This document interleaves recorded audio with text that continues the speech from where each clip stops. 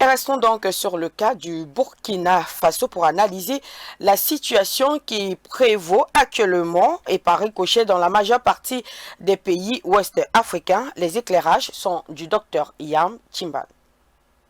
Nous, les Africains, nous ne devons pas être là à faire l'inventaire des coups d'État. Ce n'est pas ça qui est important, ou un répertoire d'auteurs de coups d'État. Laissez les Occidentaux faire ça, c'est leur rhétorique, c'est leur façon de voir le monde. Notre façon, et c'est leur situation actuelle. La situation actuelle de l'Afrique, ce n'est pas de dire, mais Sandaogo Damiba a renversé Marc-Christian Kaboré, et puis il a été renversé par Traoré, non. C'est de dire, il y a une ébullition populaire au Burkina Faso. Cette ébullition populaire vise à redonner aux Burkinabés la capacité de satisfaire leurs besoins. Parce qu'il ne faut pas l'oublier, une société est créée pour satisfaire 5 besoins fondamentaux. Se nourrir, se loger, se vêtir, s'éduquer et se soigner. Alors, est-ce que les Burkinabés arrivent à satisfaire ça? Non. Et ils cherchent donc confusément la meilleure façon d'organiser ou d'avoir la main sur leur pays pour pouvoir l'organiser dans le but de satisfaire ces besoins-là.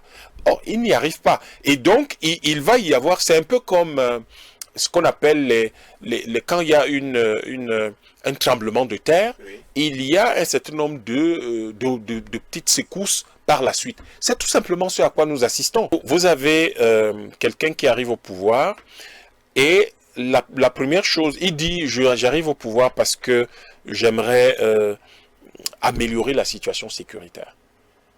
Parce que mon prédécesseur n'arrivait pas à le faire.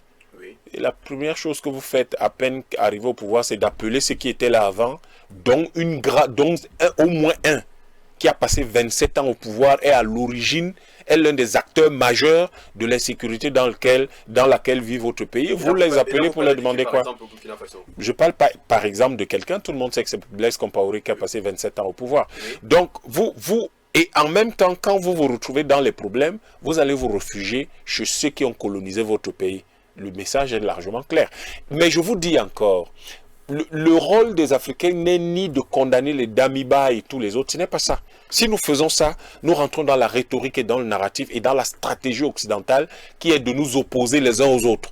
Nous devons nous dire, dans la confusion dans laquelle nous, les Africains, nous recherchons à retrouver, à restaurer notre initiative historique, il y a des Damiba qui vont arriver. C'est simplement des moments d'essai et erreur. D'essai, on essaie, ça marche pas, d'autres choses passent. C'est ça la logique de l'histoire.